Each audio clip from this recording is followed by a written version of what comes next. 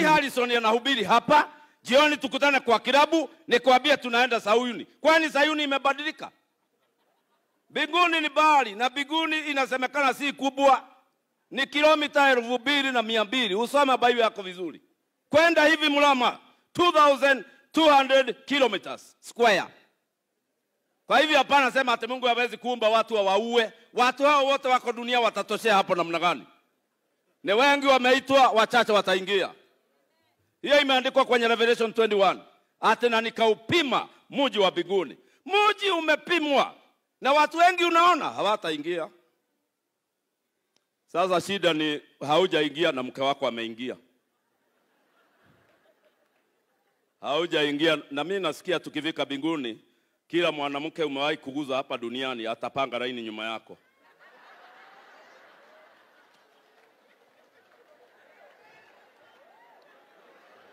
Hivyo ndivyo imeandikwa hapa. Mambo yote itawekwa dhahiri. Haya, halafu sikiza. Mke wako ndiye atakuwa anakunogonesea. Na huyo watatu ni nani?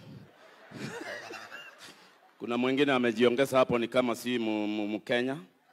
Utaeleza mambo mpaka utaona watu wamekimbia, watu wazima wanakibia kama watoto. Mwenye hii wanawake akitokea, mwenye hii wanaume akitokea. Ya mwisho ni hiyo neno limesomwa kitabu cha Hosea 4. Hiyo ndio nitamaliza naye. Mimi sitawaweka sana, nitawajulisha tu hauedi alafu nikae chini.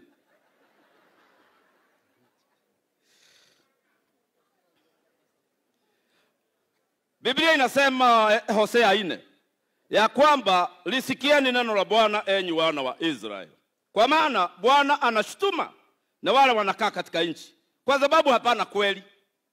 Njia moja ya kujua mtu si wa mbinguni ni kuongea uongo baada ya uongo. Akikwambia ninakuja usimngojee, hakuji. Akikuomba pesa akwambia nitarudisha, harudishi. Sasa mtu mwaminifu ni nani? Kama hata mzee akilala, mama anaingia kwa kibeti yake pole pole na anatoa pesa. Mzee anarudi kuuliza na pesa zilienda wapi? Mama anamwambia si tulilala. Unajua wanaume wakilala ni kama wamekufa kidogo. Wanawake ndio wanaamka kwa kuzoea kulea watoto. Sisi tukilala ni kifo, tunaamka asubuhi. Na ndio unaona wanaume wakiamka asubuhi hawaongei vizuri. Sasa pesa zinaibiwa tukiwa tumelala.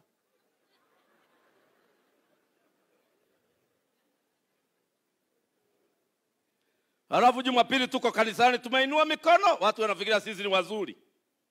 Kumbe ni waizi nyumbani mwa Bwana. Ile ingine imeandikwa hapo. Hapana neno la kuapa kwa uongo. Hapana neno ila kuapa kwa uongo. Watu wameapa kwa uongo. Na unaona mtu ameshika Biblia unafikiria anaongea ukweli. Ni uongo. Hii watu ni wa hapa. Na kuua, na kuiba, na kuzini, na kuruka mpaka. Unajua kuna mipaka duniani? Mipaka ni kama wewe kupendana na msichana ambaye mtoto wako anapendana naye. Hiyo ni kuruka mpaka. Kuruka mpaka ni ile msichana umeajiri kazi, macho yako inaanza kumfuata kwa nyumba, unaanza kuruka mipaka. Na watu wengi unaona hapa waliruka na wakarudi, hata haijulikani waliruka. Na kumwaga damu mfululizo. Kwa ajili haya nchi itaomboleza. Tukitaka Kenya isiomboleze, hii mambo tushindane naye. Na ukiona Mungu anasema tunaweza kuacha ama hatuwezi? Mungu hawezi kutuambia kitu hatuwezi, tunaweza kuacha. Dakika moja inama uambie Mungu nisamehe. Na usijali jirani. Unaona mzee amelala peke yake. Na vile tulikuwa wengi, hakuna mtu mwingine, siku yako ikifika utakuwa peke yako. Kwa hivyo jifanye hakuna mtu, umwambie Bwana meme nimelekwa mipaka. Meme nimechukua bebe ya neighbor. Mimi nimeiba mzee na tumekaa naye hapa. Hakuna mtu atasikia, maana kila mtu atakuwa anaongea maneno yake. Tuende mbele ya Mungu. Mimi nimekunywa hata saa hii nimekuja mazishi naona watu wawili. Nilipokunywa taska niliona watu wawili. Kwa hivyo amshua unaona watatu, wanne, tano. Paka unasema hii mkutano ni mkubwa wawili. Funga macho uombe dakika moja. Na mimi niwasikilize mkiomba.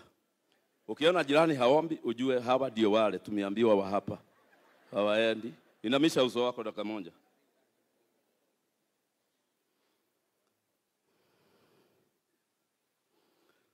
Bwana Mungu wa mbinguni, katika jina la Yesu, hii ni neno limeandikwa na wewe na likaandikiwa sisi, ukajua itawezekana. Naombea watu hawa, kama vile neno limewafikia, Mungu uwakumbuke. Na kwa sababu wamekuja hapa si tu kusika Kamaru, lakini kusikia pasta ya Kamaru alikuwa anahubiri namna gani, ndio Kamaru mzee wa miaka akaende kusikiliza mtoto wake. Ninaomba watu hawa watajirudia tena, wawachane na pombe, maana wanaweza kuacha, wawachane na ulevi, wawachane na mambo yote ambayo tumesoma hapa, na utukanaji na kila kitu, na nchi itakuwa nzuri, na wakikufa wataenda mbinguni. Katika jina la Yesu tumeomba na kuamini. Tupige Bwana Yesu makofi kwa sababu ya hiyo maneno. Nipeleka kwa mkoka kiongozi wa nchi, nimpe neno takatifu. Kamaru amehubiri akiwa hai na akiwa hawa mjui ya kuwa wadhalimu hawataurithi ufalme wa Mungu.